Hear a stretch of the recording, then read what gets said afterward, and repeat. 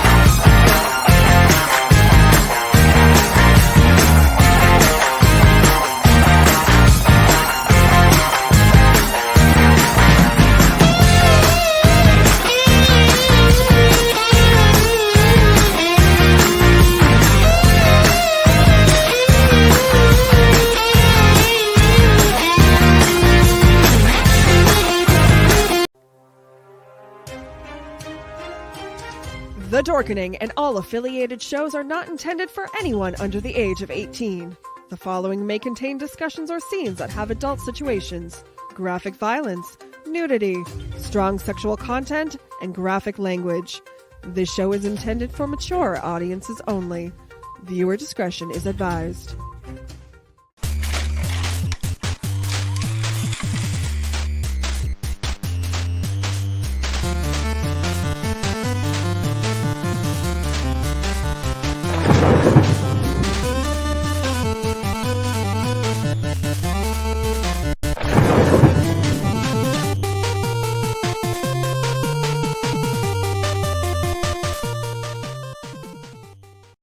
Everyone thinks because you're a zombie, you don't know good coffee. Well, they're wrong. There's only one brew that gets my seal of approval. Deadly Grounds coffee is my guilty pleasure. The aroma is so intoxicating. It brings all of my neighbors out of the woodwork. Deadly Grounds coffee. Coffee to die for, and zombie approved. It's good to get a little deadly. Use the front door! Oh, they're so disgusting. 1 second, people. I left that open. There we go. Hello, everyone. Technical difficulties there. So this isn't a mirage. I'm usually with Brandon and Leo and Yo-Yo, but Yo-Yo is here. So I'm running the show tonight. Leo has some business to take care of, and Brandon is sick, so get well, Brandon. I'm Steven from Super Retro Throwback Reviews, and I'm also part of the Dorkening Podcast Network, one of the many 40 plus shows on the network. More on that in a little bit. So this is the Dorkening Wednesday show where we talk about geeky stuff, and it's going to be a fun night. So let's get right into it. First up, we have, as always, every Wednesday, Yo-Yo. Hey, everybody. Hope everybody's having a good night. And we have a special guest from the Madness Comic Network, Christie Shinn. How are you? Hey, I'm doing good. Just doing my daily art thing and art hustle. Pieces here, and I'm doing Demon Bitch. So, guys, would you ever check that out? She's a low-level demon from the 13th pit of hell, where people throw their dog shit in gum wrappers, and she wants to bring the second coming of Armageddon because the first one never happened. She's fucking stupid. So, yeah, it's basically about people I can't stand. And also, I'm the president of Comic Art Professional Society. So, when he's able to, Steven's able to, and does, he drops the links, and it has links to my general info on my link tree, and then where you can find it online, both in online format and on books. And I'll put those links in the chat in a little bit. And next up, we have two new prospects on the network. We just added them this week. First up, a very good friend of mine. I've known him for a very long time. He's from Connecticut. He has some awesome content. You should check him out. Russ Lyman, how are you, sir? I'm doing great. Thanks for having me on, Stephen. Yeah, super stoked to be part of the network. I've been making YouTube videos for like 12 years. I got a few channels. And if you're in Connecticut, you might have seen my Super Mario Kart car driving around. It's a custom car that's red, white, and blue with a blue shell right on top of it. So you don't want to see me in your rear view mirror. And I do a weekly podcast called the Weekly Warp Pipe, where we talk about retro video games, toys, nostalgia, and it's every Saturday at 7 a.m. Super fun. And our other new prospect on the network, Steve from the Nerds of Unusual Origin podcast. How are you, sir? Sorry, I was muted. Hey, how are you? I'm Steve from Nerds of Unusual Origin. We do weekly podcasts. We talk about pretty much everything we're doing here tonight. Check us out every Wednesday. About noonish is when we drop the show, but we hope to hear from you. Awesome. So the layout is already set. So this is for everyone that's here. I already gave everyone the breakdown. So basically it's like a geeky discussion. We talk about the latest pop culture stuff that happened the past week. So let's get the big thing out of the way. It happened last Friday, and I'm sure Splash Pages 24 hours ago talked about it already. Kevin Conroy, you may know him as Batman from the animated series, and he also did the Batman Arkham games. Unfortunately, he passed away. It was leaked. The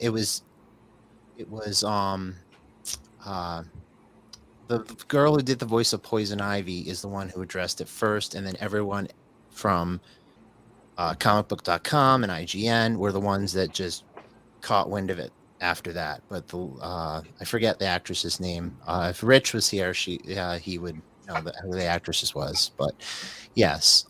So, do you guys have any memories of Kevin Conroy?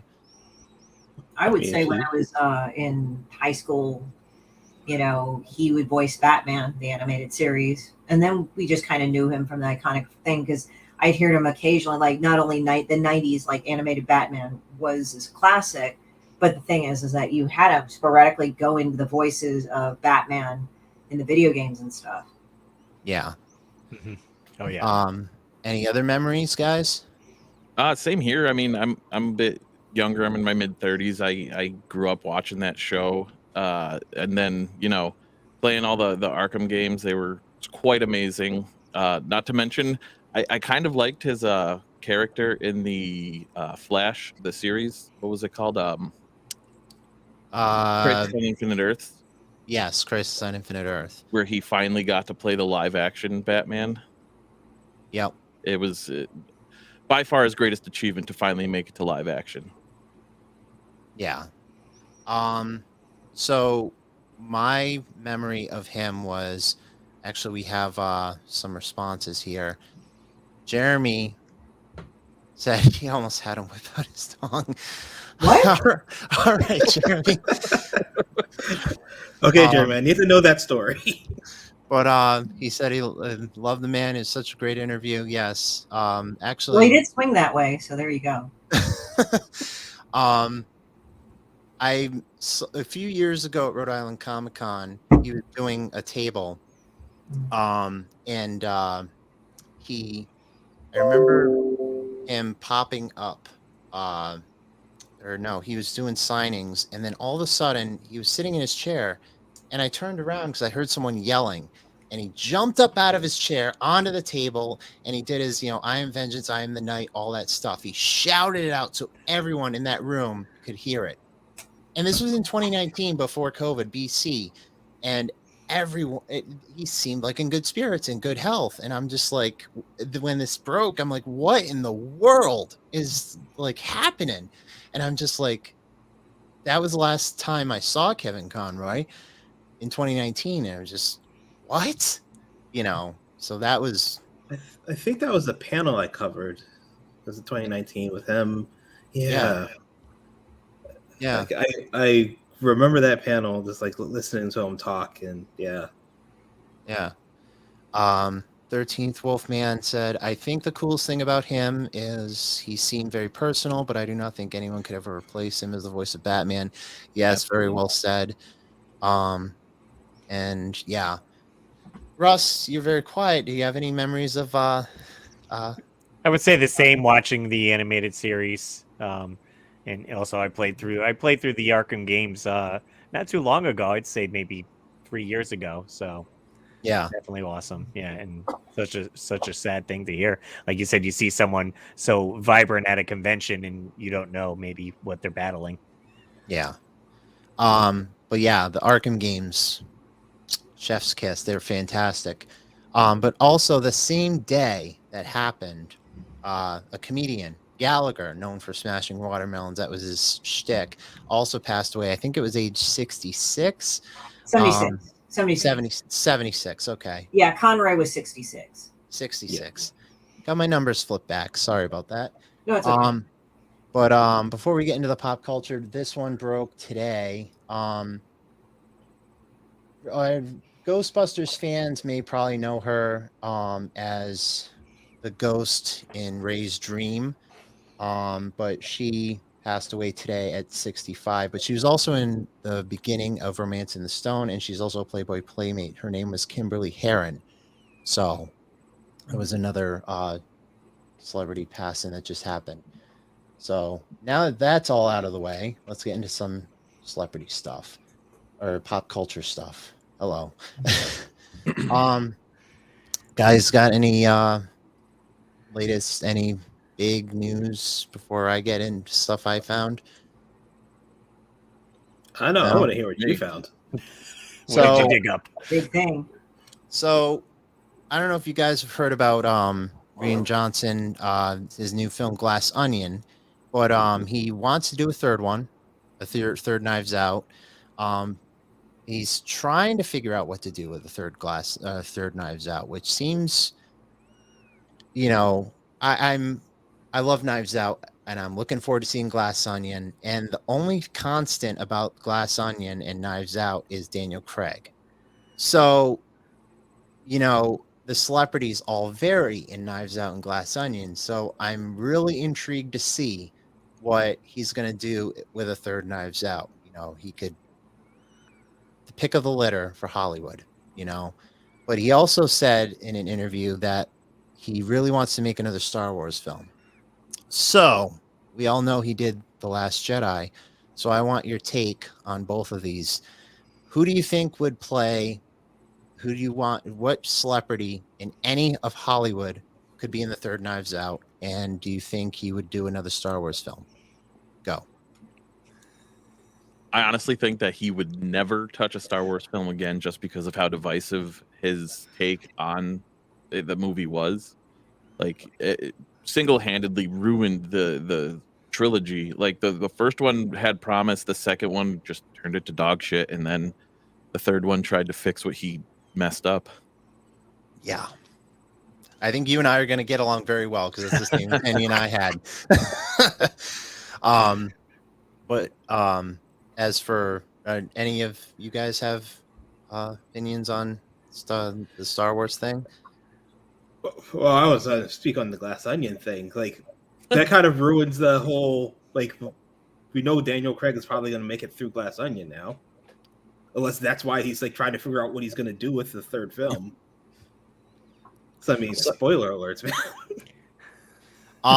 So TKRDS said, what kind of podcast is this? This is the Dorkening Wednesday show. For those of you who don't know and didn't see in the beginning, Russ is now part of the Dorkening Podcast Network with his weekly Warp Pipe. So this is kind of he joined this week, so it's kind of, his little initiation into the network. I joined this week. Yeah, Steve joined as well. Yeah, I jumped in kind of last minute, so I shared on all the socials I could just to be like, hey, I'm going to be here for an hour because we actually record our podcast tonight at 10 and then it posts on Saturdays. So I was like, yeah, I could jump in for a little bit and chat. So I might not have too much input because I didn't know a lot of the topics, but so yeah. Yo, you were saying? like I said, it ruins the whole like, will he survive Glass Onion if he's already thinking about the third one? Yeah. And also they said that Dave Bautista said that Daniel Craig has been much happier with Glass Onion than he was with how should I say it? Spectre. Because Daniel Craig was so depressed with the Bond films. Well, the Bond films were kind of like depressing anyway. Like they kind of like shat on the character James Bond all the time. You're like, okay. Yeah. At least, like M at least would have his back in the older movies or something. Like they'd be exasperated with him, but they'd like support him. But with like the newest ones, it's like, oh yeah, James Bond, you're a piece of shit all the time. I'm like, wow.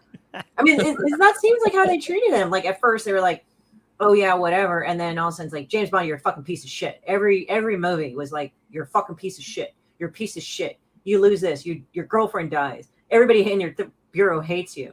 Fuck you, fucking Daniel Craig. And then he dies. It's like, and I just like noticed that because like at least like with Pierce Brosnan, like yeah, M kind of got on his ass, but she actually like ended up kind of having his back at the end. They all were a team and worked together, but the Daniel Craig one, it's like one fucking thing after another, and it was like sort of depressing. She did trust him though. Like out of everybody that you had around him, she did trust him the most.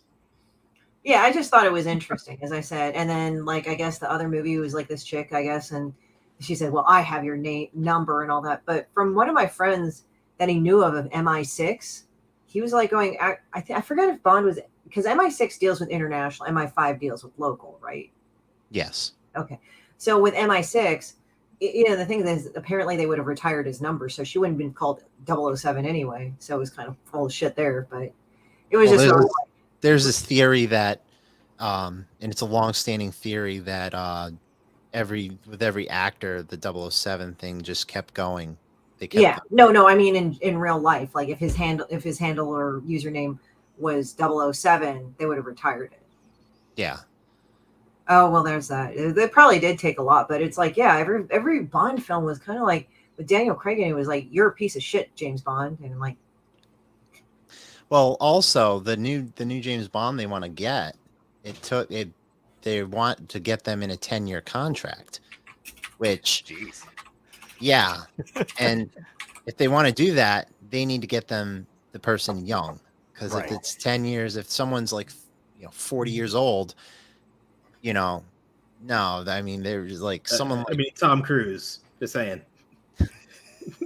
He's one of a kind. Who's the next James Bond now? Have they officiated that? No, but they want to sign him to a 10-year deal. I've heard both Idris Elba and a female. Okay. I don't know much other than that, but I've the last 5 or 6 years after good. What was the name of the most recent one? A Good Day to Die. No Time to Die. No Time to Die. Good Day to Die Hard is the one that got it. God, no, not that film. No, You know, never.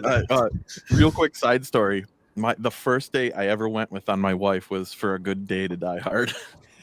Oh God. I actually broke up with my ex-girlfriend on Valentine's Day. The movie came out because it came out on Valentine's Day, like 2012. And I went to see that film and I was like, I don't know what's more depressing. Jeez.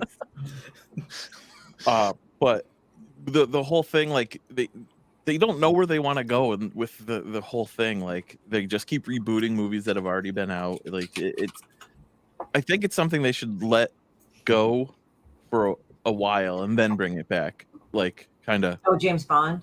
Yeah. Yes. Sorry, I guess I should have elaborated that. But yeah, like taking the series and just putting pause on it. Wait 10 years and then come out with something. I think it would be much more like advantageous for the series itself. Yeah. So before we get into the next topic, I know we have a very special guest with us. Leo invited this guest on from another network, the Madness Comic Network. So, Christine, tell us about your piece of work that you're doing, and tell everyone about it. I put the links in the chat already, so hopefully everyone can get a taste. Oh yeah. The thing is, if you do a search for my name, Christie Shinn, or you can do Demon Bitch on that. Is that it's like about a low-level demon from the 13th pit of hell where people throw their dog shit in gum wrappers. and she wants to bring the second coming of Armageddon, but the first one never happened because she's stupid. So she's based on people I really can't fucking stand. I've had people come up to me and said, "You drew me or my ex or something like that," and I have to laugh at them and I say, there was already 4 or 5 of you in the beginning. Like, I already ran into 4 or 5 of you stupid idiots anyway, so you're not really special. So I just write about stuff that annoys me. Okay. I mean, I'm invested already. I Yeah. definitely would like to check out the book. So Yeah, definitely. But yeah, if you want to check out her work, I put the link in the chat. So everyone that's chatting it up right now in the chat, her link is in the thing, and I'll put it up again in about, I don't know, maybe about 10 minutes or so. So yeah. Because if you do a search under Christine, it's not going to pop up. But if you do Christie Shinn, that's better. But yeah, no, and I also do artwork. I'm also president of Comic Art Professional Society, as well as I do original artwork. All can be found for sale on the site as well. okay, awesome. So next topic. Who here has seen the movie Black Panther: Wakanda Forever over the weekend? I'm gonna get a chance to yet. I haven't either. I saw a few minutes of it, but that was just because I was at somebody's house who had a pirated copy. Okay, I've been so hearing that a lot. Like, people have been watching it pirated. Jeez, save some money, I guess. It's not worth it. Yeah, that's what I heard too. I don't want to be an ass. I never saw the first one. I heard the first one was good. Just Wakanda First Forever. one was phenomenal. So me and Yo-Yo will show you some mercy and not go into any spoilers. Yo-Yo, what did you think? I liked it. I think Riri was underdeveloped though. Okay. Like, So who is Riri supposed to be in this movie? Because I'm thinking in Ironheart. Marvel she's slightly different. No, I know she's Ironheart. Ironheart. I just didn't know her origins. And Oh, because you know yeah. how the comic version is different, slightly different Yep, than the yep. movie version. So I just want to kind of know like where. yeah, Riri they came aged from. her up. They didn't really mention like they mentioned the step like a father a little bit, but didn't really get into it. Didn't mention like the backstory is just not there.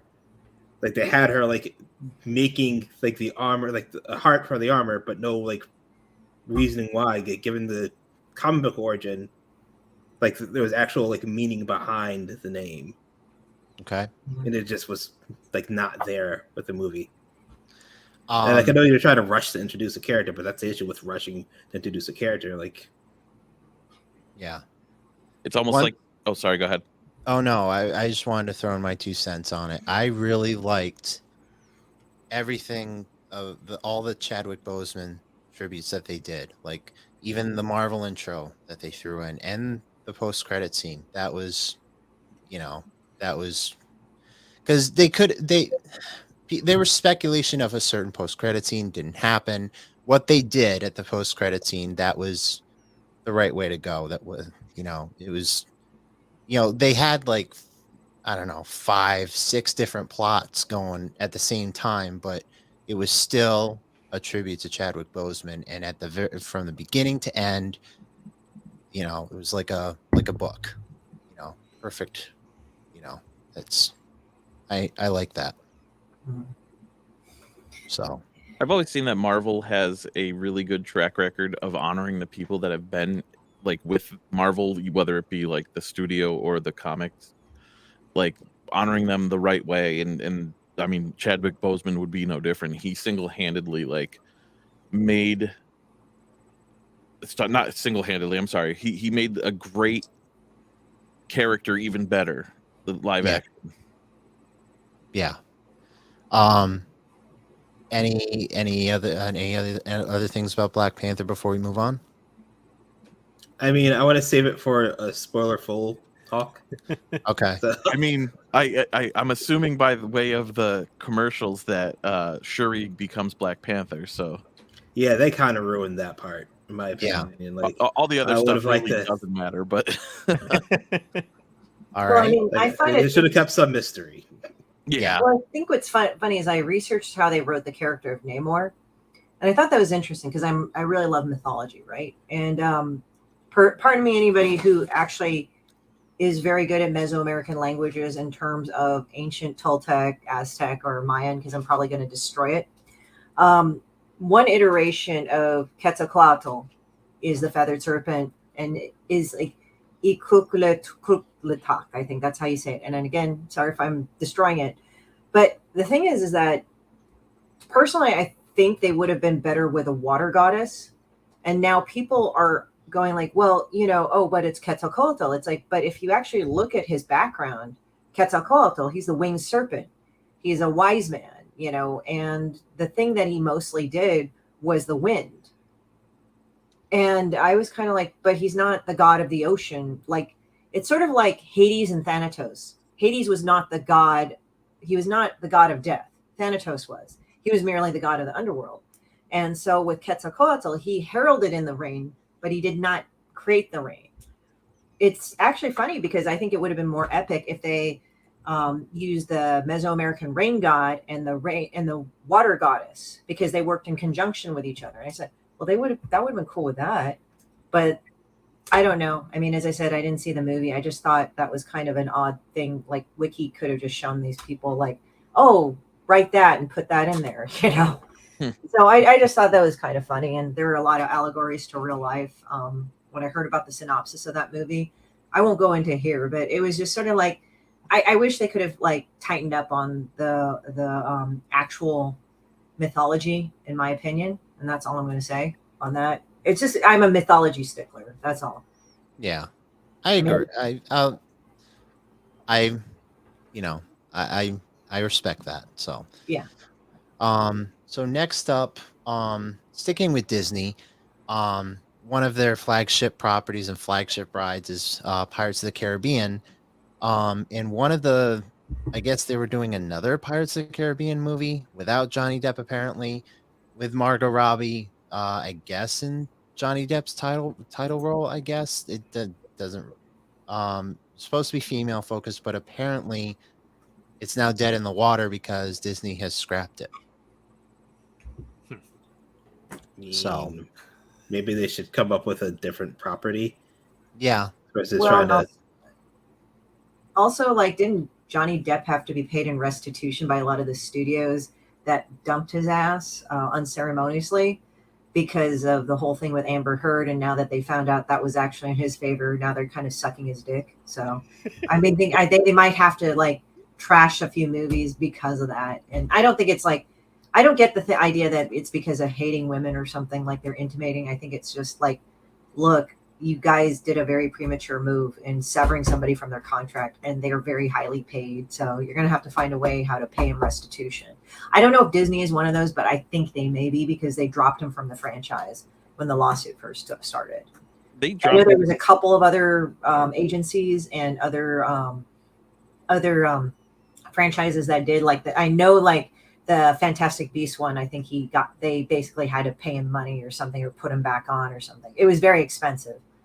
Well, another factor with Disney, I don't have it up here, but I have it memorized, is they're planning a whole boatload of layoffs and raising, obviously they raised their ticket prices for Disney World. So yeah, I don't know if it's the whole inflation and economy getting into it, but it could be a factor for this. It's Disney, one big property. It's like the Infinity Gauntlet of properties. They have Fox, they have Hulu, they have ESPN, they have everything. I think with the streaming, the problem is that I know Scarlett Johansson like sued on behalf of that because, okay, the old system, you would get royalties or residuals off your movie, right? Mm-hmm. But from what I heard of some people, it's like the nasty little bit is like it does not include streaming. So you don't get royalty and residuals off of that. So I think what Scarlett Johansson did is that she sued Disney for that. And so now I think she has to get residuals. I mean, it's kind of weird because I've talked to some people that were voice actors and they were talking about that as well. So, oh yeah, that too. Yeah. I mean, yeah, he's kind of pissed off probably because of that unceremonious dumping, but you get what I mean. It's like and also like over COVID, a lot of the studios hemorrhage money like you wouldn't believe. And I did hear that like kind of around 2012, the studios could at least bet against their own assets at 0%. So they bought up a bunch of assets, and that's why they expanded so fast. But the problem is that now they're being taxed on it, and it's how it works out. It's really high. So that's why also Warner Brothers is cutting a lot of stuff too. Yeah. So, oh, someone wanted to throw in. Oh, I thought someone was going to say something. I didn't mean to cut them off. I was gonna mention. I know, like, as soon as the allegations from Amber Heard came out, Mhm. Disney and everybody else associated with him cut him. And I know, like, as soon as in the trial, when everything started to go his way, like showing that he wasn't the aggressor and she was, Disney, like, there were reports coming out that Disney like changed their mind. They wanted to, get him back, and he was like, that's exactly when, like Mikey said, I'll only do it if you give me $200 million. So moving right along to the next topic. Actually, before we get on to the next topics, obviously next week is, everyone's favorite holiday to, eat and be merry and, well, not be merry, but just, hang out on I mean, stuffing. you can be merry. Yeah. No, No drinking Mary. eggnog. But obviously, I'm seeing a whole boatload of Black Friday deals here while I'm scouring for news. But for anyone trying to hunt down a PS5, Nope. No. no. I gotta work Like, on Black Friday, so I I've- can't. I have not thought about that. I also do have to work on Black Friday. This is the first Black Friday in many years that I'm not going to be at a retail store, which is going to be weird. Yeah. This is the first Black Friday I'm not working. I don't work I, Black 20 Friday. years. I work in HR, and this is the first Black Friday in history of me working in HR that I have to work a Black Friday, but it's time and a half for me. But anyway, this is a PS5 restock is Okay. going to be part of Black Friday week. So Oh, at two of them per Walmart, store.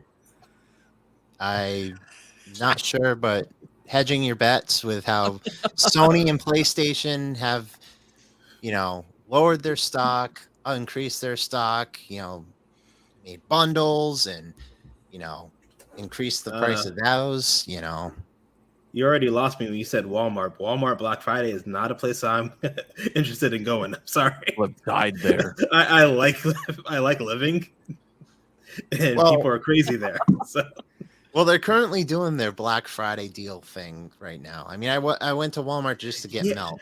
see, that's the thing. Companies have been doing that for years now. It's still people will come on Black Friday thinking it's something special, that they're going to get better deals on Black Friday. Like, so Yeah. now, Just go to Amazon Warehouse. I want to give a little peek behind the curtain of my life. I work for the United States Postal Service, and it's no longer Black Friday. It's deal week. That they shouldn't call it Black Friday anymore. Like, we are that next week is the first week where everything just goes haywire at the post office. Like, our parcel volume increases, our mail volume increases, and it doesn't stop for 4 weeks. Yeah, But I believe it. Black Friday shouldn't be Black Friday anymore, because you don't tell me about a deal that I can buy tomorrow when it should only be one day. Right. well, I mean, honestly, I liked, like, coming from being in the retail store. Like, I liked the fact that it was going on. Like, because I used to be a manager at Best Buy, so we would have that like going for the whole month. Yeah. And then, like, every weekend we'd have like specific things that were like going to be the doorbusters for Black Friday, like on sale already. So you could just come in then and get it, instead of like trying to muscle through like everybody to get it on Black Friday, being there at like 6 o'clock in the morning. I remember doing that for one doorbuster, and I was like, I'm never doing that again. Never doing Black Friday Did again. you get it though? Yes, I did. I'm actually talking Success through it right story. At least it's a success story, though. I mean, now. Yeah, I'm talking through it right now. Well, it's kind of funny. Like, Black Friday is kind of silly now because, as you said, it's like more than one day. And also, you could, if you know where to go, you can go to like places like Amazon Warehouse too. Yeah. I would say the worst part about Black Friday is most of the stuff that, like, the doorbuster stuff, like the really like, oh, this is like a amazing deal thing, is stuff that they literally made at a lower cost. Like, so it's named after like a similar model, but it's not the same thing. So you're not really getting a deal. Well, Especially with like TVs, computers. Like they have like specific Black Friday models. Well, Russ, I know you're quiet on this one, but the place you work at, is Black Friday very hectic there? I work at Costco, but I'm in the bakery, so I'm in back, so I don't get to see the mayhem stuff. But like everyone's saying, like the deals stretch more than that one day, so it's not like you need to come in on that day to get the Everybody special was deal. just like, "Oh no, it's gonna be something special. It's gonna Right. be more better deals on Black Friday." No, it ain't. Yeah, it was funny enough. For our topic for the weekly Warp Pipe this week is going to be Black Friday deals, but more reminiscing of like the past days. And one of my stories was going to be I actually camped out to get the Nintendo Wii when that was launching because Best Buy was getting like 10, 12 in or whatever. So after Thanksgiving dinner, I ended up going to the Best Buy and there was 2 people in line already.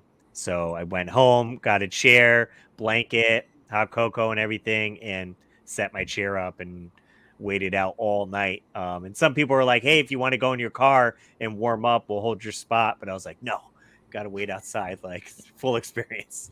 They showed mercy on us. They did the same thing when I was waiting for the Nintendo Mini and the SNES Mini.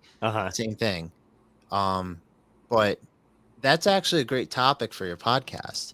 I didn't know. I was surprised you weren't going to go way back, like to the Finger Hut magazines or anything like that. I pulled some ads, some Toys R Us ads and this and that we can discuss, and I was going to have people tell their stories as well.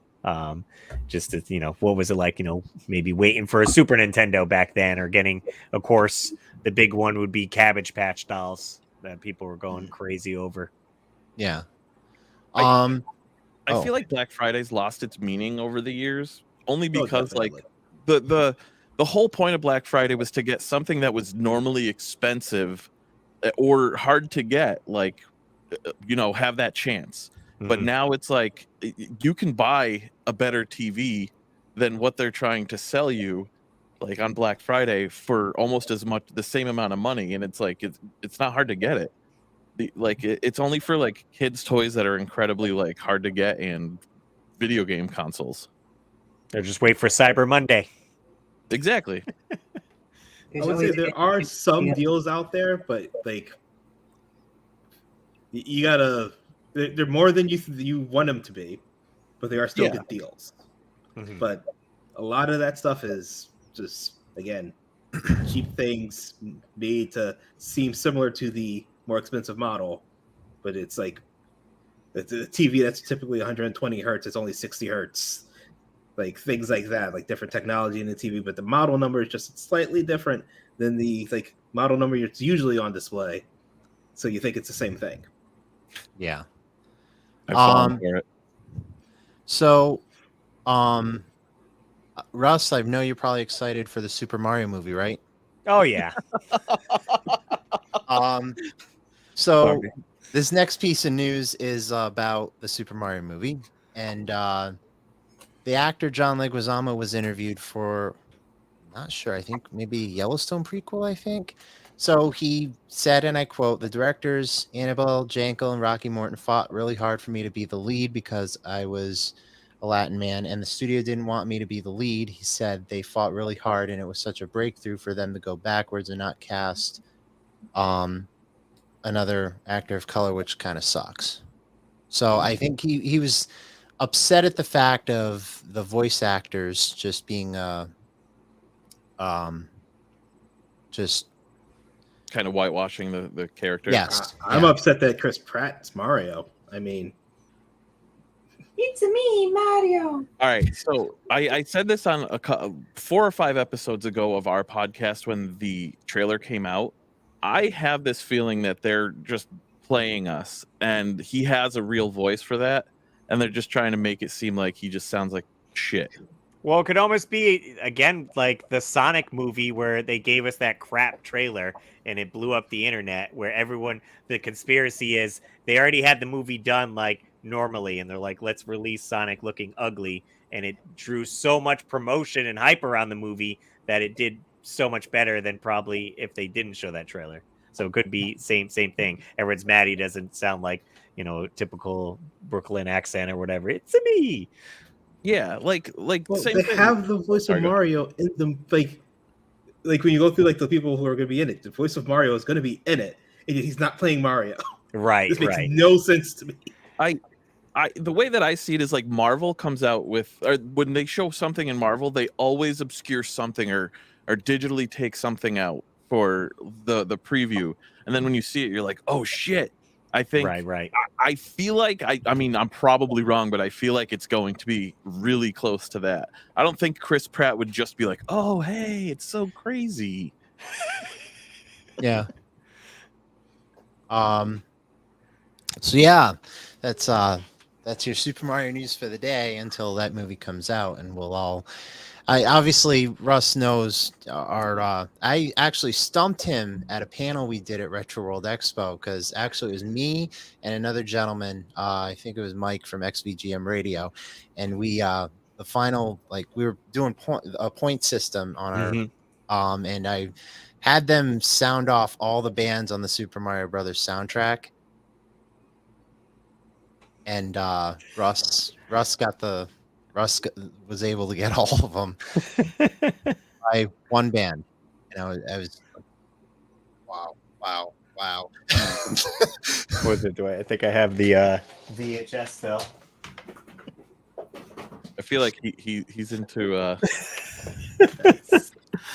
Let's go. You're into what's it called? Like I'm into Ghostbusters.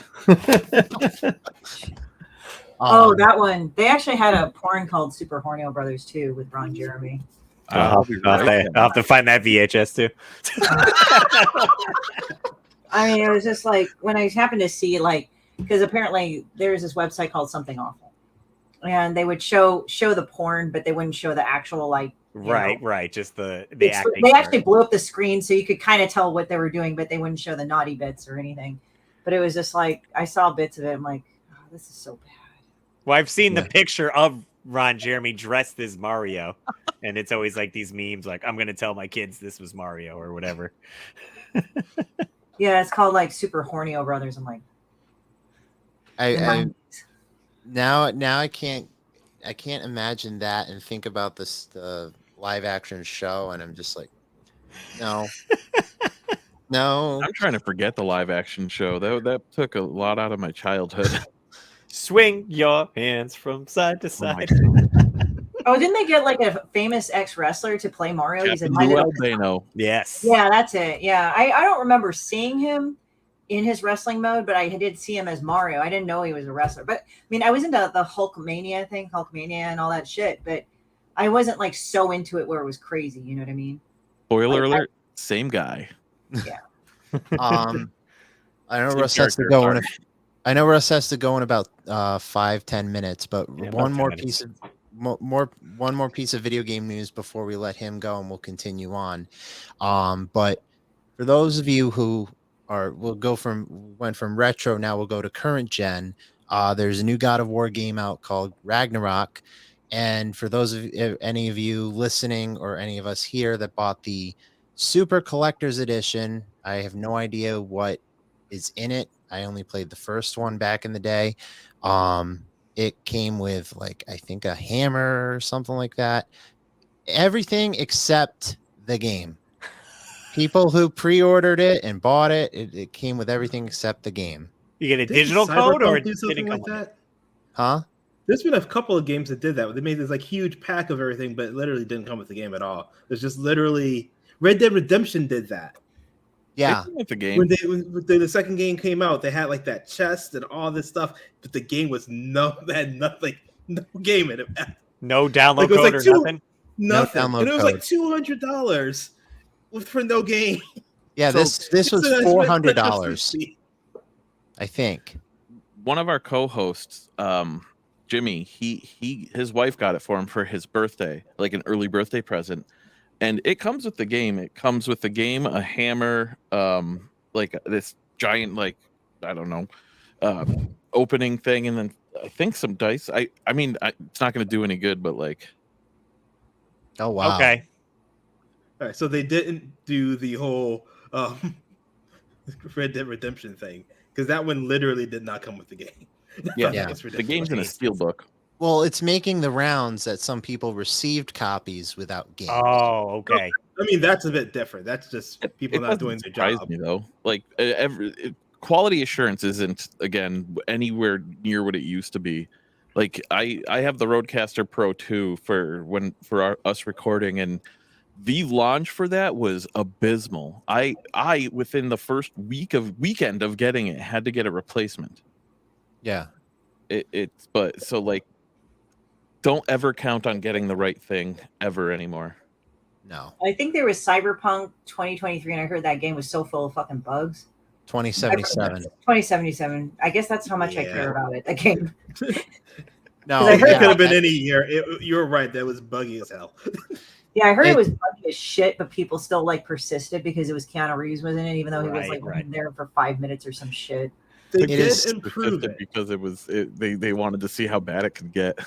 It's still, I think it's still patchy, I think. They've Yeah. done some work to improve it. They've done a lot of Okay. work to improve it. It does look good. Okay. I know there was one game that I wanted to get on the PS5, and it was the new Saints Row, because I love the old Saints Row games. I love Saints Row. But like day one it came out, people were saying it was buggy as hell. I mean, it couldn't have been that buggy. I mean, the insurance fraud little mini game that you play, I mean, is like you're throwing around like a rag doll if you get hit by a car. I mean, it can't really be that buggy, right? You know? But yeah, I mean, how buggy can it get? Can't be Cyberpunk 77, buddy. Buggy. Wow, I'm slurring my words today, and I haven't had anything to drink. Not to rewind too far, but I just checked out the God of War pack thing. Why does it come with a steelbook but no disc? Wait, Oh, is it a download code? It's a download code. Well, something to put on your shelf, I guess. I did not know that part. I sincerely apologize. It's to be used as a tertiary weapon if people break into their home. Yeah. There isn't enough. Vincent De Leon Right in said, the throat. is like going, I'm just psyched up for Dead Space redo, and he says Russ Lyman said got to get a VGA graded, laugh out loud. Every time I hear the word VGA, I think of like fucking like the computers back in the days, you know, not beyond Pentium, like the 486 and 386 and shit. Okay. Yeah. I haven't, Vincent, I haven't played Cyberpunk 2077 yet. There are a few games. I got a PS5 earlier this year. I was fortunate. And one of the games I want to play is The Quarry. I don't know if any of you played The Quarry yet. I've heard of it, but yeah, it's like I don't have my most modern console right now is a Switch. So they take like these actors and they do mo capture, and you know you're playing as these actors, but it's like a choose your own adventure horror game. So similar to what was that one on PS4 early on? I can't remember the name. Is it the same people? I think Yeah. it's the same people. Yeah, Ted Raimi's in it. I don't remember who the other actors are. But it's like a summer camp game, and there's Nice stuff going on. It's like if you choose the wrong path, you die. You know, it's like it just weaves into this story that goes downhill real fast. Sounds like an R.L. Stine novel. Yeah, pretty much. Which game was this again? The Quarry. I knew about it because I follow Ted Raimi on Instagram, and he posted a picture of him. Another good friends of ours, Tech Prime Media. Hey guys, what's up, guys? Or was I Ted Raimi on his Instagram? It won't focus until dawn. Yep. Yeah, just found That was it. the one I was talking of. Yeah, I love that game. So if it's a somewhat same sequel-ish to that, I'd definitely check it out. I mean, another good one that came out recently is Evil Dead the game. Oh, I love it. Oh, Yeah. okay. Love it. Did they redo the game? No, it's completely different. Take what Friday the 13th was by Ilphonic and What's up, Angel? times it by 1,000,000 What up, man? and actually make it a little scary. Oh, nice. Yeah. No, the reason why I'm asking is they came out with the Evil Dead like way back in the day. Oh and yeah, yet- I played it. I loved that shit. Quite Yeah, a few. it was on the Dreamcast, I think, right? Sega Dreamcast. The Dreamcast was actually a good system. It just was kind of It shitty that I didn't get was. the chance. Like I did try to go and do the internet and all that. Oh, here's my noodle fuck right here. Kitty. Yeah, it's funny. My mom looked at him and called him an old white man. I'm like, okay. I don't know where she got that, but okay. Come here, my little asshole. Come here. Yeah, but I really like Evil Dead the game. I mean, Evil the noodle. story mode, like Oh. you can play as like certain things and Tough unlock as certain shit. things. Okay. Huh? Yeah, it It's is. tough. Yeah. I'm stuck on like the first story. Like you're playing as Ash. You have to grab the amulet. Can I know, give you a little hint? what? If you do it backwards and if you find out where the chainsaw and the gun is, you can Mhm. beat it real quick. Oh, is this the Okay. new one or the old one? Yeah, the new one. The new one. Well, like, come on, the chainsaw and the gun. There you go. Those are like his two epic weapons. Yeah. Apparently, also there had been. I don't know if it is, but in Vegas they had a musical of Evil Dead the musical. Nice. Yeah, they toured with it. I wanted to go, but I ultimately ended up not. My wife said no. You got to put up with Angel. Just push. Oh yeah, I'll put this up. Oh, So I must admit I was one of those people. what are you talking Like, about? because I got the Dreamcast at like the tail end of it being available. Because Okay. Well, there was that also was eTorrent. a Christmas gift, and so there was we barely had any games. So yeah, that's why I ended up doing. You're like, I'm gonna get my own games. I worked Yep. for a like a privately owned video game store back when I was 16, 17, and the Dreamcast was like still big but starting to die. Mhm. And like there were so many people just, getting rid of it because nothing was coming out anymore. Like Fishman was the biggest thing.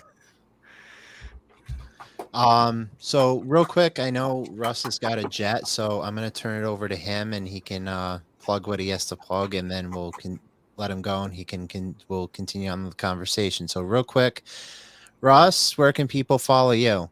You can check me out on my website. You can just go to the weeklywarpipe.com, or I have bitbybit.life. I do YouTube. Russ Lyman is just my name. And yeah, I said the Weekly Warp Pipe. We're a part of the Dorkening Podcast Network now. Every Saturday at 7 a.m. we do new episodes. And yeah, you can follow me on all the social medias with Russ Lyman, Instagram, TikTok, YouTube, Facebook, and all that jazz. And yeah, it's been a pleasure hanging out with you guys. I have to go record my podcast now, so I got to peace out. All right. Thanks, Russ. And Absolutely. have a good night. Yeah. Right. All right. So back to the conversation at hand. Let's try and find another pop culture topic. So I have this one popped up. Huh? Oh, Sorry, Michelangelo is visiting me. Oh, which one is that? Is that your dog or cat? My cat, one of my two cats. Which one is that one? What color is he? He's black. Oh, yeah. I have a black one and I have a ginger one. so You saw like my ginger one almost try to strangle me by just shut. He's strong actually when he wants to be. So this may seem like a stupid question to ask everyone, but has everyone caught up on Stranger Things? No, No? Oh, Yes. come on. Okay. I went to the pop-up store near where I live. I think that's enough. Okay. I'm actually a little envious there is a pop-up store near you, because I live out in New England, and there's the nearest one is like in New York. And Oh, wow. I'm trying to stay far away from New York right now. Not that bad. I've been there like 3 times this year. Is it as high with scum and I've villainy? only been once this year. It's sad. I used to go like every month. I mean, I'm an AEW fan, and as much as I want to go down there this weekend for Full Gear, for the tri-state area for New Jersey at the Prudential Center, I just don't want to go down in New York right now. But Is it like a hive of scum and villainy now? no, the crime rate is higher than the 70s, so that's why. I went. Is it though? I went to New York City in January to go see Hamilton on Broadway with Mhm. my wife, and the hotel we were staying at, the subway, the 42nd Street subway, was right there, like Mhm. outside of our hotel. That night, somebody threw a woman onto the train tracks. Oh, Christ. I woke up. We woke up, went to get coffee, and no lie, there were cops everywhere. That's nuts. Where are you at, Steve? I'm in Mass. Oh, Massachusetts. Yeah. Yeah. Where are you, Yo-Yo? In Massachusetts. Oh, okay. So you guys are neighbors and shit. I'm just This is joking. the first time I've met Yo-Yo. Oh, okay. So for But me, we end up actually being neighbors. I'm in Connecticut, by the way. yeah, I'm in Los Angeles. So it's funny because Nice. several years ago, I went to a thing like Icon. It's like for graphic designers and illustrators and stuff. So I went there. I won a free thing. So I went over there, and they were like all going, "Hey, you know," they were kind of like going. They were talking and about all this, and we're going to Austin because that's where it was being held. By the way, Austin's nice. I don't know what it is now. I heard it became a shithole too, which sucks. Because Texas is actually overall nice. Like people shit all over Texas. The only thing I would have an issue with Texas is the weather because I don't like humidity. That's it. I'm not a fan of inclement weather. I like rain. Don't come to But New when- England. Huh? New England looks nice on paper, but it's just as bad as Florida in the summer. Oh wow. Well, I bet because like I would hear about Valley Forge, and I went over on the East Coast, up and down, like where the 13 colonies were, and we did that tour when I was a kid. I'm like, God damn, is it hot? And there were fucking mosquitoes, and that pissed me off. And I went down to Florida, and Florida was pretty gnarly too. I mean, what I liked was the beaches. Like the beaches were nice. Like, oh fuck yeah, warm water, because you go to LA and all that, it's fucking cold. You need a wetsuit, especially because I'm from the Bay Area. It's like cold as fuck. And it's funny because like for me as a West Coast person, people say, oh, so like San Francisco's right next to you. I'm like, no. It's like 5-6 hours away from me, but it's like I'm used to traveling up a state X amount of hours, and I'm still in the same state, where you guys it's like 3 or 4 hours and you've gone through like 3 or 4 other states, which is pretty funny. So I mean, it's like weird kind of a thought, but like, so I went to Austin, and they said, yeah, the homeless problem, blah blah blah. I'm like, oh, okay. And they said, where are you from? And I said, I'm from Los Angeles. And they said, oh yeah, you'll be okay, because apparently California homeless like have a reputation of being assholes.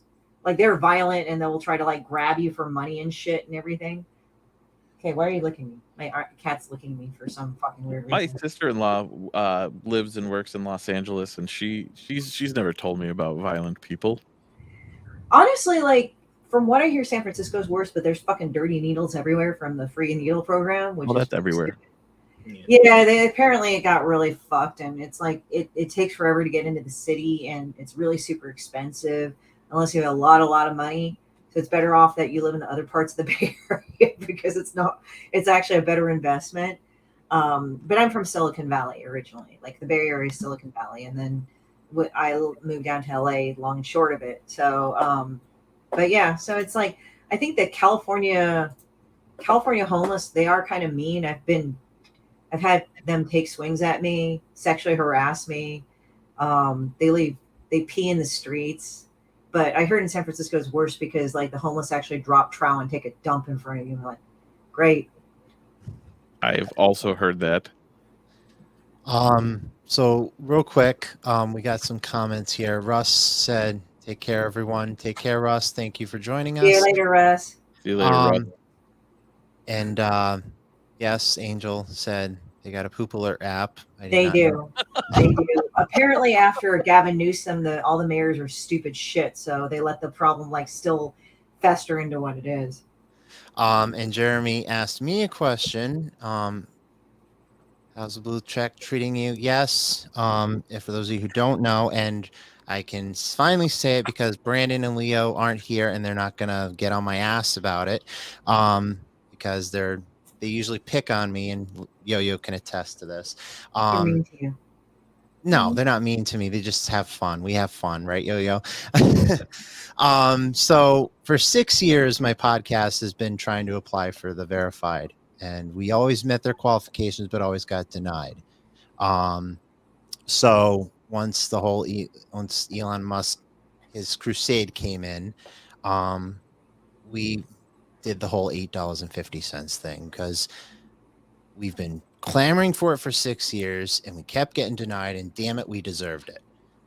I know people's opinions and reservations over the whole thing, and you know what? We don't freaking care. We're doing it to promote our podcast. We're not We're not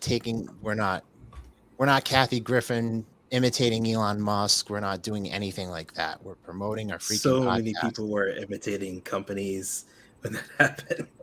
Yeah. You know, I think Elon Musk kind of did that to just fuck with people personally, because I think some people are like, he's so stupid. Why do you fucking do that? And I'm like laughing because I said, he just wanted to see how it would go and make you all upset.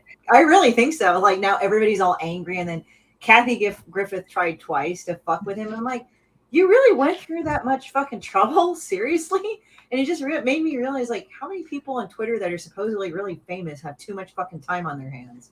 Yeah.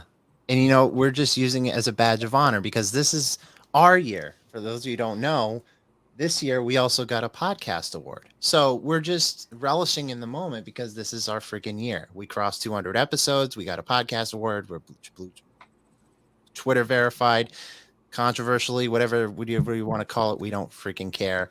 Well, So you are. You're not trying to you're not trying to troll a multi-billionaire like endlessly. Exactly. I like you, Christy. You should come on here more often. Yeah, no, I mean, I find it funny because, like, I've seen like Silicon Valley people, like they're very smart and they can amass great amounts of money, but how they do with that money, sometimes they're just fucking idiots. Like there's this type called the Silicon Valley douchebag, and I call Gavin Newsom that because he's an asshole and he doesn't really have anything to show for it. And he comes from money, and but then there's people like Elon Musk that are very smart and they know what they're doing. And what kind of fucking annoys me about the whole thing is like they're going now, like these fucking people that probably like that obviously earn less than what he does. They're all clowning him, and they're going like, look at what Elon Musk is doing. What a fucking idiot. What a dumbass. Elon Musk is fucking stupid and everything. It's like, yeah, dumbass. He only revolutionized electronic payments, you fucking idiot. Oh, guess what? He made like a fucking electric car that you guys all buy. And thirdly, he actually privatized space effectively. Like, what the fuck's wrong with you? Oh, well, he's fucking stupid. All right, you motherfucker. You live on your mom's fucking couch and you only earn $8 a day? Sure, okay. I mean, it's. I would say that the bad part about what he does is he's driven advertisers away. Yeah. And he spent several $1 billion on this company, and it should be profitable for him. I'm giving it about a month or two to get it because he's restructuring everything. I read an article the other day or today about this whole thing, and it was like Elon Musk essentially bought. He said he was going to buy Twitter as a joke, and they took him seriously, and then he tried to back out with all of these reasons, but they had already signed like an agreement, and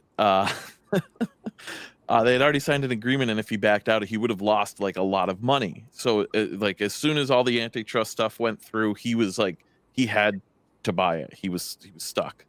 And he now that he owns the company, he sees that it's not profitable, and he's doing everything he can to make it profitable. But it wasn't profitable to begin with. Twitter never made a profit. I get his whole existence, it never made a profit, and then he knew that going in. That's like public knowledge that they never made a profit. Yeah, exactly, Angel. Yeah, they barely made enough to keep operating. Yeah, so he's not going to go to jail like the guy from FTX is. Oh yeah, that guy. Yeah, he kind of fucked himself right there on so many levels. What are you talking about? The new one, FTX. That's the new one now, where the guy lost billions in crypto. You know what my black cat just fucking did? Not to derail the conversation. I have a stuffed cat on top of my 3D printer, and she literally looked at it and flung it off the fucking printer like, bitch. And she did it all lying down. She's just like, bitch. I wondered how that was. I thought she just shoved it, but she like literally just kicked it off. There's only room for one cat here. She has a skull buckle. That's how evil she is. So FTX is a crypto thing, and I don't even know where to start with that. I think it just started going downhill. I think Tom Brady and a bunch of people invested in it, and now... Well, there were celebrity spokespeople for it. So they're actually part of that lawsuit because like people put in money because they were like putting their face behind it. Yeah. So it's just turning into one of those. It's starting to turn bigger than everyone's turning their focus from Twitter to this because it's like. Well, that has a lot more potential corruption, if not outright corruption, plus the fact that Bitcoin, I mean, the thing is, people are like, well, Bitcoin's going to be the greatest thing because of this. It's like, it's still held by assets. Like, what the fuck, guys? Unless you can stabilize that. I can understand you guys don't want a central or a world system or a nation type system of value, but because you say, oh, nations fall. Okay, great. But the problem is it has to be rooted in something. Yeah. So Well, I it mean, just- our money's not rooted in anything at the moment, though. well, I mean, There's like, nothing backing the U.S. dollar. yeah, I mean, that's the thing. It's like, what I Printing find presses. interesting about like the whole fucking Bitcoin thing, it's still held by currency. So as you were Yeah. saying, so it's kind of like, okay, so but then it's like the over speculation. I mean, with I don't want to say Bitcoin, but with like I'm not remembering because I'm blanking a lot, but the type of cryptocurrency. Cryptocurrency. Yeah, it's like I can understand the idea of it. That's fine, but it's like you have to have a value system based on something. That's all. And it's like they're saying, "Oh, it's based on this," and it's like, I don't know. Yeah, it's like it's gone on to get real super fucking weird too. Yeah, this story just broke. So yeah, I understand that, Angel. That shit is kind of weird because it was like, "Oh, he's worth billions. Oh, it's garbage now." Yeah. But let's stray back to pop culture. Because if Brandon was here, he would go from a 30-minute rant to a 1-hour rant to a 2-hour rant. So, but Yeah. Brandon's not here, so he's probably going to reserve his judgments for next week. We will So- not go and speak of this to Brandon. No, he'll watch the replay. No, I know. So we'll suffer. Me and Yo-Yo will suffer for it next Wednesday. So So having lively debates about things like this. oh yeah, we do. This stuff is right in my wheelhouse. So. Yeah. Anyway, back to the Stranger Things thing. The reason I asked if anyone is caught up with Stranger Things, two things about it. Obviously, Stranger Things Day was last week, and Duffer Brothers did their that day. They teased something in regards to Stranger Things. They teased, I think, the first episode title. I don't remember the name of it because Look that up right now. yeah. While you're doing that, Steve, another thing regarding Stranger Things, the actor from the fourth season, sorry, who played Eddie Munson, Joseph Quinn, is joining Lupita Nyong'o in a Quiet Place spinoff called A Quiet Place Day One. I heard about that. I'm excited for it. I know that John Krasinski's not directing it again this time. As far Hopefully it's associated with somehow. So I mean, yeah, I mean it's his property. He's probably going to executive produce it, but I mean, depending on who's directing it, like, did you say the Duffer Brothers were? Oh no, you said the guy who played Eddie Munson. Got it. Sorry. He's not directing it. He's starring with Lupita Nyong'o. No, that's what I meant. What I was trying to say is, depending on who's directing it, it can go either way. Like, you can ruin a property like Ryan Johnson did with one bad move. What did he do? Which property? With which property? He ruined Star Wars. Oh, Yeah. that guy. Because I heard J.J. Abrams first, and I forgot the director that fucking took it over from Abrams.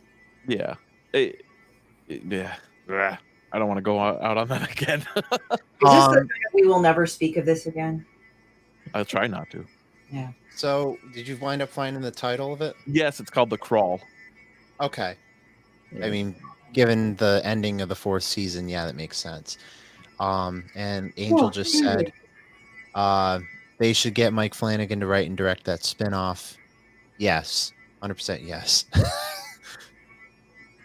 That's coming from a horror perspective. Yeah, I agree. But another piece of news that just dropped, I just found this. Fede Alvarez, he's doing an Alien movie.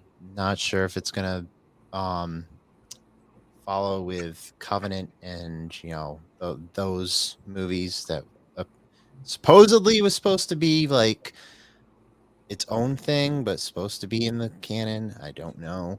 Appears to have found its star as project gains momentum, and their star is Kaylee Spaney. Who? Huh? Yeah. Kaylee Spaney. Let me. I don't know. That might be a good thing. Might be like a blank slate. So Katie Spini. She's not very well known. I have everything she's known. Oh, she played Lily in the Craft reboot Oh, movie. she was in Pacific Rim Uprising, and she was in Bad Times of the El Royale, too. Oh, Oh, I knew exactly who she is. She's in both those movies. Okay. It's like some really loud siren I'm hearing on my end. I don't know what that is. Whenever I hear beeping from the garbage can, one of my friends listens to it through the draw stream. He was like, "Oh shit, that's Egg Lady backing out." You'll have to read the comic to get it, but once you do, you will know. And also she played someone in the movie Vice, which was one of my favorite movies of 2018. But it had Christian Bale as Dick Cheney. just so you know, that's apparently a fire alarm in my place. So that's what the noise is. Do you have to know yo-yo? Something? Oh no, because it's just normally does this every once in a while. Because Sure. So I'm just gonna put it on mute until I need to talk. Okay. I can't hear anything. So, still trying to find news. I think that's all I can find on my end. If you guys have anything you can think of. when it comes to Fede Alvarez, I wanted to compound on that. He pretty good at taking properties and I mean and making them good. He took the reboot of Evil Dead and I dug that. I dug the shit out of it. They took what the scary parts of Evil Dead were and made them even scarier. Like the girl, taking the glass and what did she do? I think she cut her tongue off. I haven't seen the movie in a while, but I think if anybody knows gore, it would be him. It's pretty good with what it is. I like the original Evil Dead though, because it was ridiculous. Oh, I love the original Evil Dead. I am a gigantic Bruce Campbell fan, but I was pissed when I heard that they were rebooting the sequel. Yes, they are. What Angel just said is they are also continuing Evil Dead with Evil Dead Rise. Yeah. That comes out in April, but they only showed one picture, and I want to see a trailer. I'm sure we will, but is Sam Raimi doing it? He's not directing it, but he's executive producing it with Bruce Campbell. Oh, okay. So it's got to be pretty good. I think it's going to be funny. Yeah, I mean, I would love to see Bruce Campbell come back as Ash, but he said after they canceled Ash versus Evil Dead that he's retiring. He's hanging up his chainsaw and shotgun. I don't know if you can see behind me, but I have a Evil Dead. Okay. I 3D printed that. Yeah. Wow. But I mean, I think Fede Alvarez is good with what he is. I think everything going on with a lot of these properties is a good idea because they're not trying to reboot stuff half the time. They're trying to just push new content out from an older trying to think of the word property. Yeah. Yeah. So I just found another piece of news, and I found a few pieces. So while you guys were chatting, so you guys know, I don't know if you guys have cable or cut the cable and are streaming, but there's a cable channel you can get it on your streaming devices called Vice Network. You guys heard of that? Yeah.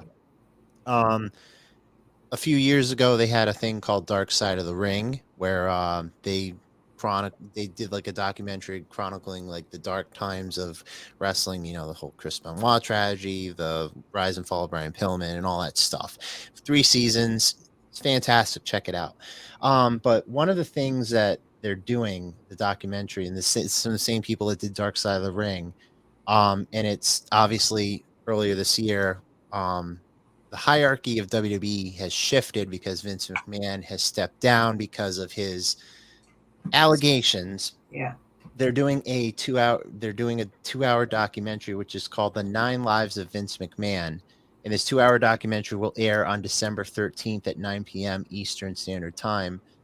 and it was due to an initial delay because of they're trying to do they're trying to go through the legal loopholes of the hierarchy and making sure he's in the clear with his legal stuff. So, but it's officially made it official.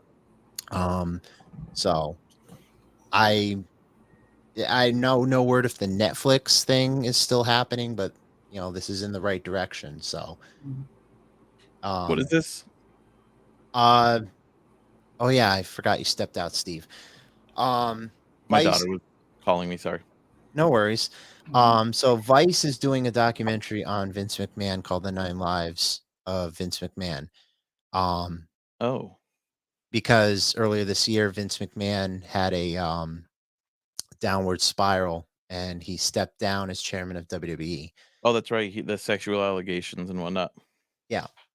So it's from the same people that did the Dark Side of the Ring documentaries that had 3 seasons. So they did like a 2-part on the whole Chris Benoit thing. They did something on the plane ride from hell. It's they do their research. It's some really good stuff. So if you ever see it, a few full episodes are on YouTube. So if you want to check it out, it's really, really good stuff. But it comes out on December 13th on Vice. And obviously for those who have cable, you can check it out on Vice, or if you have streaming and have cut the cord, you can check. Vice is available on your streaming app. So, but yeah, what say you guys on this whole thing? I definitely think that Vice is really good at what they do. They check all the boxes that they need to check. Yeah, they do. There's one good documentary from them called Dark Side of the 90s, which I really enjoy, and I grew up in the 90s. So some of the stuff that they talk about, I never experienced because I was a kid and I grew up in that, thing, the 90s. So obviously we all grew up in experienced the Y2K thing. That was one of the things they talked about.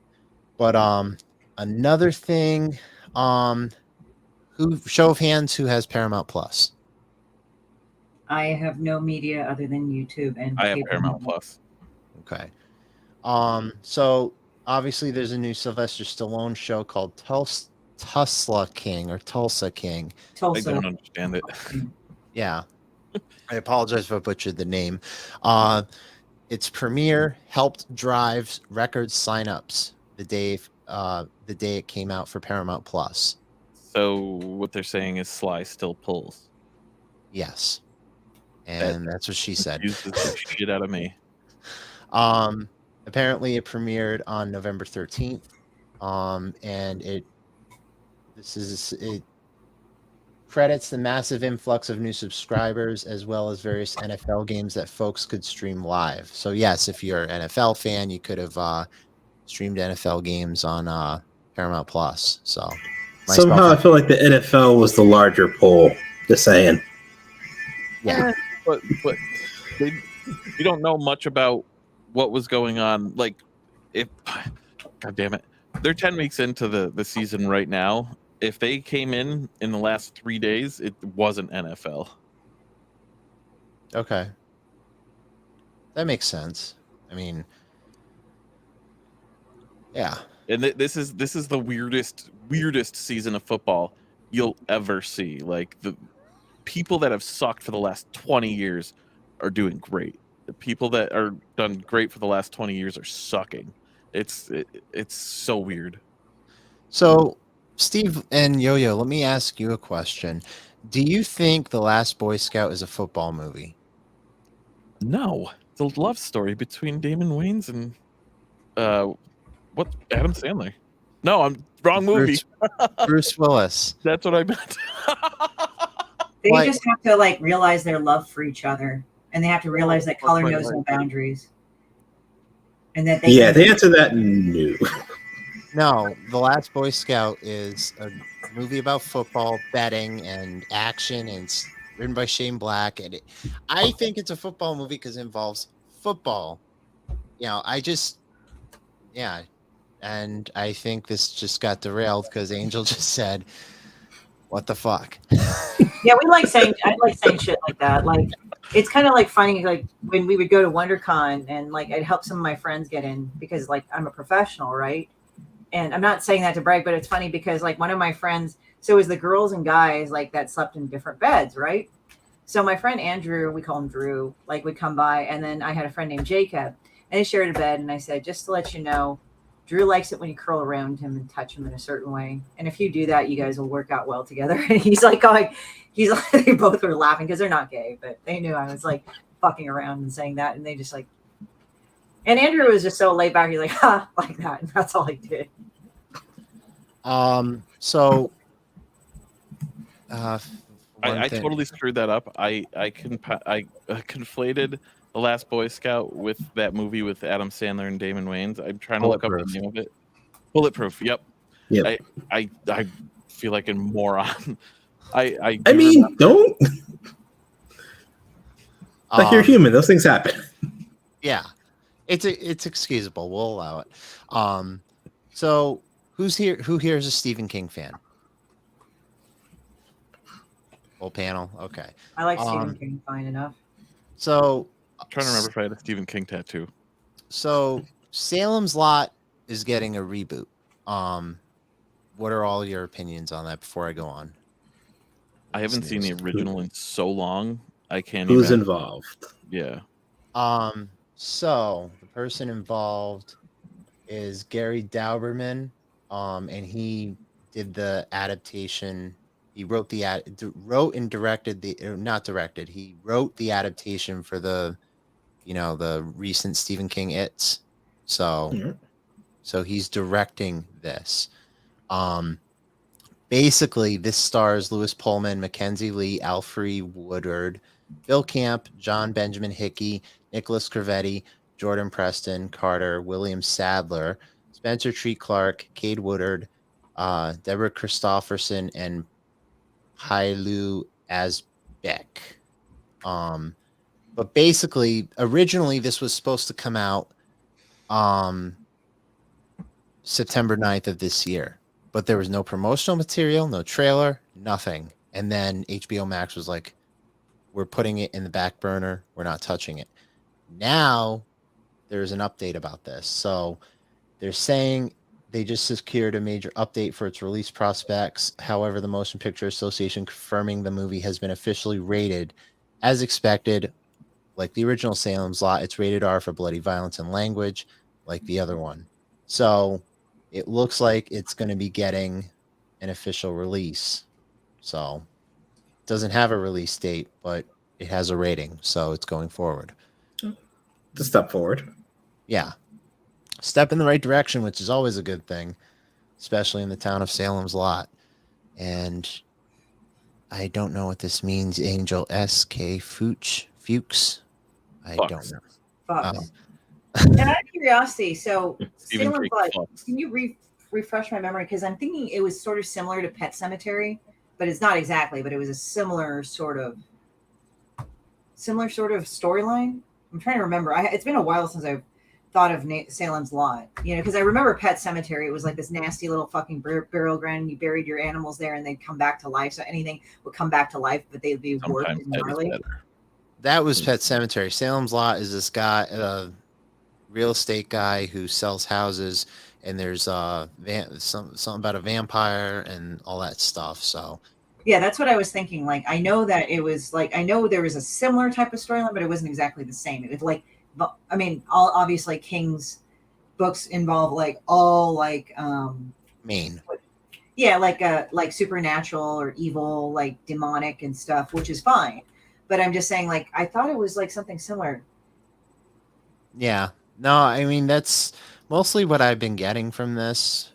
So yeah. But yeah, one more piece of movie news that I can find. Hold on. What Angel? Kill me today. Jerusalem's Lot. Scary blue vampire sneaks around town and hits the jug. Perfect description.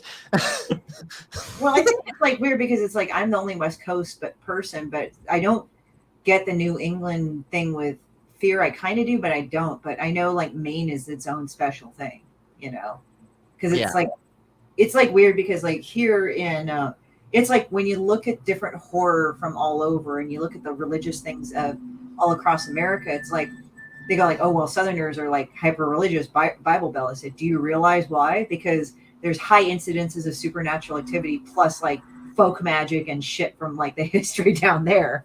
And then the East Coast, I think it's like, you know, you have a lot of that up there, but it's more of just like hauntings and really fucked up areas with really weird pits of activity. California has it, but it's more of like desolation. Yeah, I think the nuances that you're speaking of, a lot of it has to do with the fact that like most of the early settlements in America happened here, so there was a lot more record keeping. Yeah. From that date back to everything, so it totally makes sense that like you hear like desolation being something akin to the West Coast because there's not as much record keeping, and it's like wide amounts of land where people got lost and died, or you know, you have gold and silver mining towns that came up and boomed and then they would bust into those things. But like here, we know that Lizzie Borden killed her parents. Like we know all they hung a whole lot of people thinking they were witches. Yeah. Yeah, we got haunted lighthouses down our way, so. Yeah, like in the South, you had all the plantations and all that shit. Plus, like, you know, you had the natives there. You had like different areas and all that. And so you had a lot of practice where they had a lot of synchronization with saints and the native religions because they didn't want to go and turn people on to doing that. But at the same time, you also had like this really religious thing. So it's kind of weird down in the South how it's these two extremes. That's what I noticed, like people talking about the South. And when I hear like about folk magic and you can sleep in their bed. That is an option to say. Actually, now we have that at the Winchester Mystery House. You can actually spend the night there. Oh my God, I heard about that. Wow. I would do that in a heartbeat. I think it's like you can have a honeymoon there too. Like just go there. It's funny because like the Winchester Mystery House, it's like in the middle of I don't know, Santa Clara, Sunnyvale. It's like regularly populated city with movie theaters, and then here's the Winchester Mystery House sandwich like in the little over a freeway overpass. Like it's literally next to a freeway overpass. It's so weird. I know it's strange, but it works. You know, it's just like, you know, because the thing is that my sister actually worked at the Haunted Toys R Us, and so what it was is that the guy has since moved on, but it was a Norwegian, I think, or Swedish dude that wanted to marry one of the prominent daughters of one of the prominent families of Santa Clara. Now in Unsolved Mysteries, they made him a psycho or something. The story was he proposed to her, she did not accept, so he went out chopping wood and he was late. So when they tried to find him, he was found with an axe buried in his neck, dead.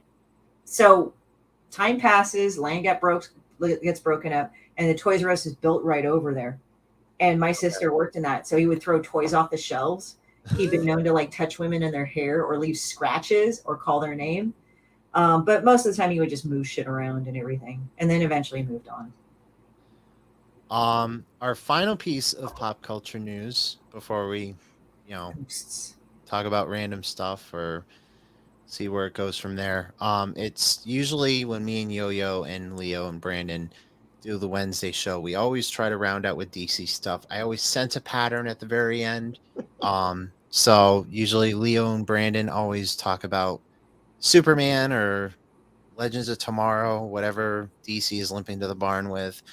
But usually sometimes I pipe in the conversation. To be honest, I haven't paid attention to DC that much, but I'm invested into like what they're going to be doing for the future. Hence this next two pieces of topics. So James Gunn and Peter Safran are forming an 8 to 10 year plan for DC films, TV, and more.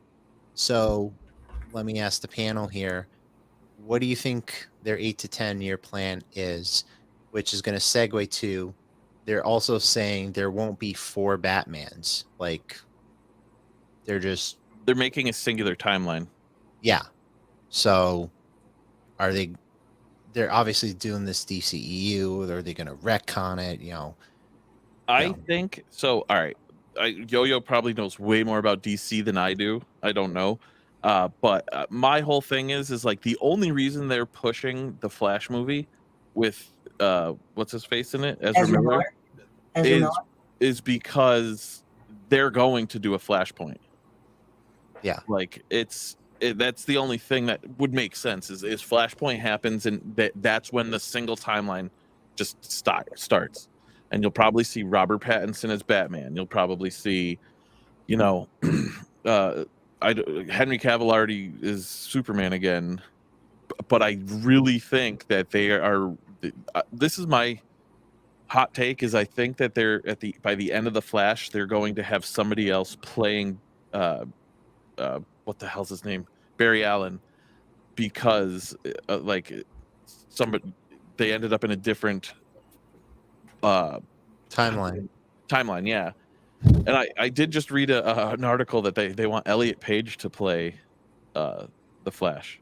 Well, at least he would be much more fucking stable than Ezra Miller. Like, holy shit, that dude was a goddamn trash fire. Like, at first, like, he was okay for a while. You're like, all right, whatever. And then all of a sudden, just this fucking dumpster fire of shit just got ejected into the stratosphere. It's like, what the fuck is all this shit?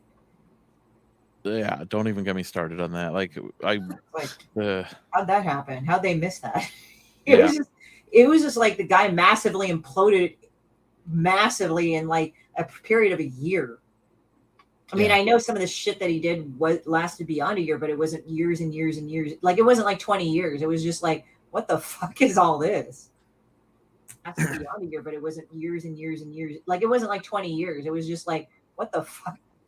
Yeah. Wow. Flashpoint already. I obviously, so far there's, you know,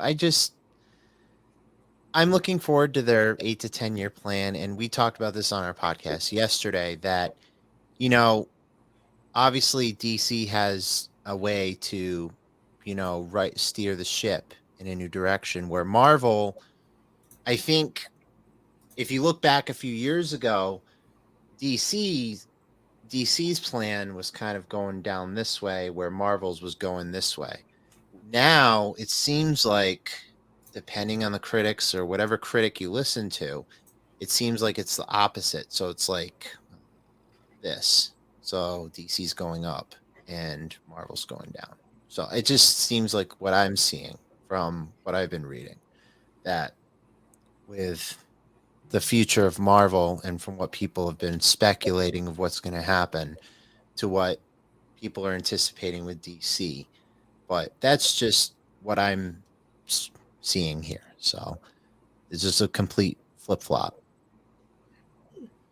I feel like when it comes to DC, the best person to have the whole properties in their hands is James Gunn. He's taken characters you know absolutely nothing about and made them lovable. Yeah. And if you need that, which DC desperately does, I wouldn't want anybody but him to take the reins. And I mean, I never liked DC growing up, and I've fallen in love with it so much that I have 2 daughters and both of them are named after DC characters. Oh yeah, like what? May we ask? So it's kind of funny. I'll just tell you my oldest daughter's name, but she's named after a DC show. My oldest daughter, her name is Thea. Mm-hmm. Thea, T-H. Thea. Okay, Thea. But yeah, like it's just it's funny how kind of what you said. My DC is kind of flip flopped, and I think a lot of it has to do with what's his name that did the CW stuff.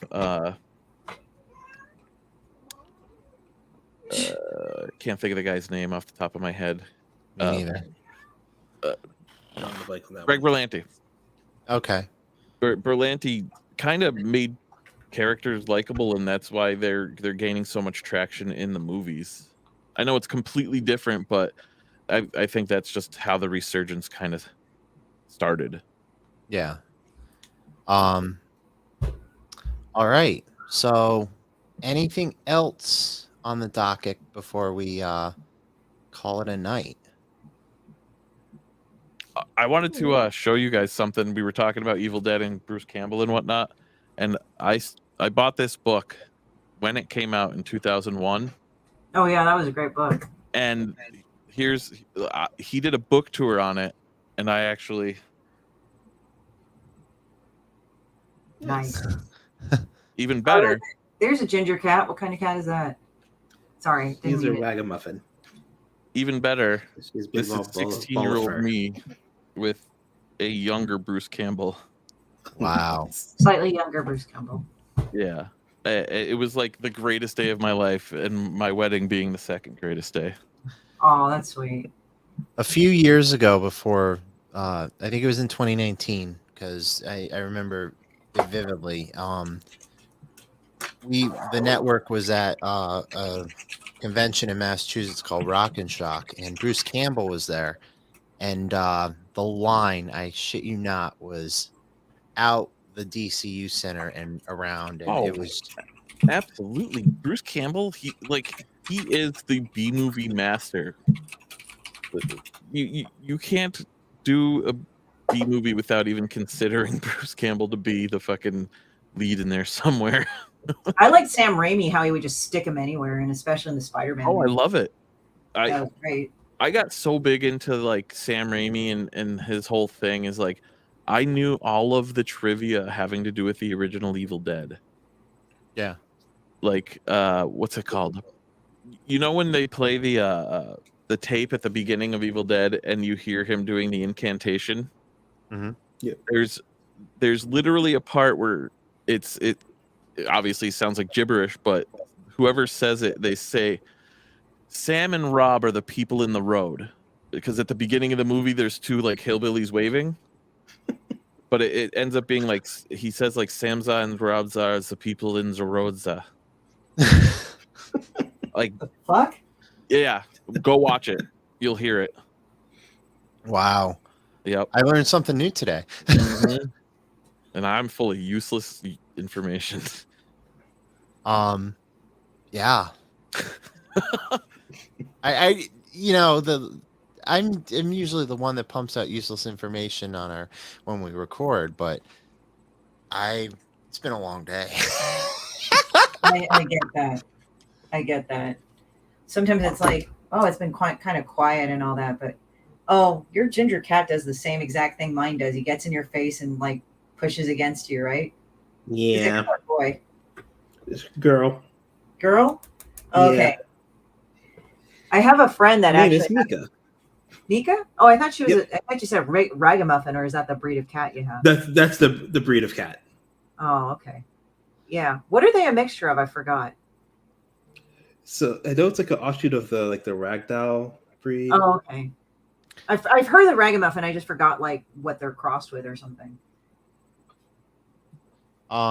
So I think Sorry. I think we'll wrap this up. So what we'll do is we'll go down the pipeline and go around robin, and everyone can say where people can follow you and all that stuff. So real quick, our guest, Christie Shinn, tell people where people can follow you and buy your merch. Oh yeah, he smelled a girl and he's over here. Anyway, yeah, I can basically I'm Horror Studios. I do Demon Bitch. She's a low-level demon from the 13th pit of hell, where people throw their dog shit and gum wrappers. And she wants to bring the second coming of Armageddon, but the first one never happened because she's a fucking idiot. So I sell books and everything. I have the latest book, Triggered. If you order it directly through me, I will sign all the books and sign up the artwork. I also have original artwork or posters for sale. This is one of them. So it's all on my website, but if you want to, you can also email me directly through my website and contact me, and then we'll definitely talk about it if you have any inquiries. And Nice. our newest prospect on the network, Steve, where can people follow you? You can follow us on just about everything at NOUO Podcast. You can go to nouopodcast.com, where it brings you to all of the links that we share, the Spotify playlist when we make recommendations for music and movies and whatnot. Another thing that I wanted to mention was every month, every episode, we do a beer review for craft beer breweries throughout New England and whatnot. And at the end of every month, we give away 4 beers, 1 beer from every brewery. And it's you won't be disappointed with free beer. So check us out. Like, pay attention to the rules and get some free beer. Yeah, definitely check them out. There's some awesome dudes. Since we added them onto the network, I've been checking their episodes out. They're really good guys. So, and Thanks. even Angel can vouch for them too. They're really awesome. You I'm had not me gonna at free beer, just saying. now. I'm not gonna say it like Leo does, but Yo-Yo. You can find me at Yo Saint Laurent on Instagram because that's pretty much all that I've been doing recently. So, yeah, it's short and sweet. And last but not least, I am Steven, and I run a podcast called Super Retro Throwback Reviews. You can follow us on Instagram, Facebook, and Twitter, because you can look for the little verified mark on Twitter. I know. Make all the jokes you want. We don't freaking care. We're doing it to promote our podcast only and not imitate Elon Musk. So anyway, we just recorded episode 222. It comes out next week. And we have an interview with a YouTuber. We have our throwback movie review on Planes, Trains, and Automobiles, the mecca of Thanksgiving films, not counting Poltergeist and all those other horror films. Still waiting on Eli Roth to bring us a Thanksgiving movie. Sorry, that sticks in my craw a little bit. He teased us with it. Still waiting for it. But we bring you the latest pop culture news. This week in trending topics, we review movies, we review trailers, and we have a segment at the very end called What the Hell Is That?, where we talk about the weird, outrageous news in the world and put our own smart-ass commentary on it. Also, on the 22nd next week, we'll be doing our second ever live show called Super Retro Throwback Reviews Live. And obviously, spirit of the season, we're going to do traditional versus non-traditional holiday films. And I don't know why the Geek Life HQ thing is here. Don't know why.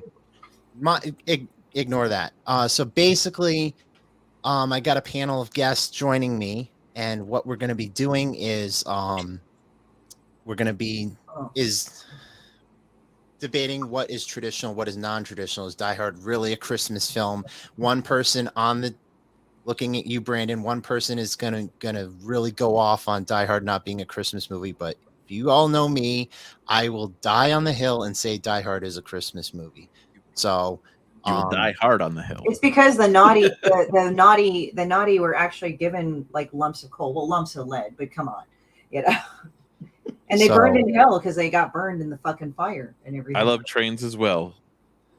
So yeah, definitely check that out. And I don't know why the Geek Life HQ thing is on there. Broke it. I did not break it. There it is. So yeah, one more thing. Check out our Patreon. $3 a month or $3 a week gets you content. And if you become a backer now, you'll get episode 222 3 days before everyone else, ad free. That's a steal.